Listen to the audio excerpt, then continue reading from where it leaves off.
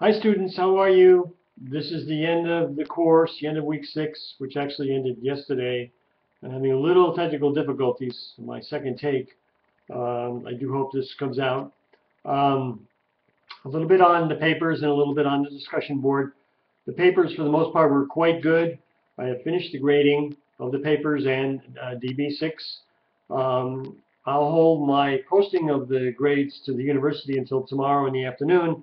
So if you have any questions about how I read your paper, scored your paper, or any aspect of the course, please get back to me very soon. Most of you chose option 1 or option 2. Nobody chose option 3, the compare and contrast, and I guess if you didn't have access to information to do that for universities, it would be kind of hard, or colleges in general. But I was pleased. It was a very good effort on all your parts. For the discussion board, the focus was on curriculum, a two-part question, really self-reflective on the challenges and opportunities for faculty, and basically what the student body might look like in 2015. And many of you will be teaching or still working in higher education then. Um, and for the most part, your comments were very quite good.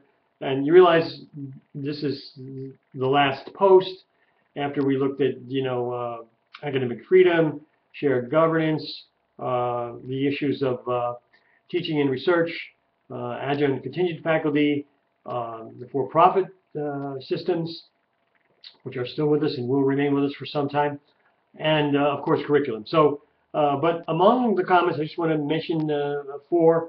I thought in particular, Andrea's comment where she talked on the incredibly complex nature of faculty and students and teaching. That certainly is the case and will continue to be the case for some time.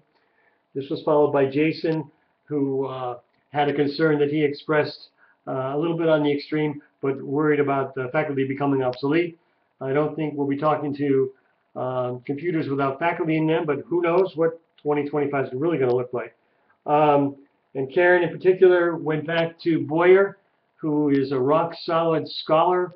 And remember the book that we read that he wrote in 1990, and she mentioned about his recall of a return to the scholarship of teaching and learning for the benefit of society, not for the universities as institutions, not for any individual students or the faculty. Obviously, we all do benefit, but it's for the society as a whole.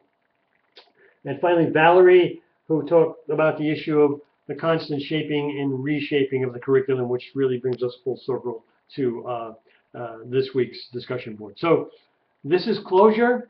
I greatly enjoyed having you in this class. It's been a lot of fun. It's been a lot of work. But as a class, you've done very well.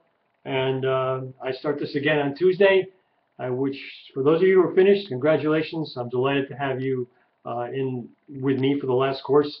And maybe if you go to commencement, I will be there and be able to see you personally. Thank you again for taking this class.